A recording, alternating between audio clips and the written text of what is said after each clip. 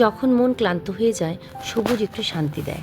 High, আমি ভাস্বতী। আজকের দিনটা ছিল আমার আর আমার ছোট্ট গ্রিন ওয়ার্ল্ডের জন্য। সকাল থেকেই গার্ডেনার এসে গেছিলো, আর দেখতে দেখতে বাগানটা আবার নতুন হয়ে গেল। ঘাস কাটার সব জায়গা পরিষ্কার করা, যেন বাগানটা আবার নতুন করে শ্বাস নিচ্ছিল। এই প্ল্যান্টসগুলোর প্রায় 4 বছর আগের, এদের সঙ্গে অনেক মেমোরি জড়িয়ে আছে। আগে নিজে হাতেই সব কিছু করতাম, এখন আর সেটা হয় না।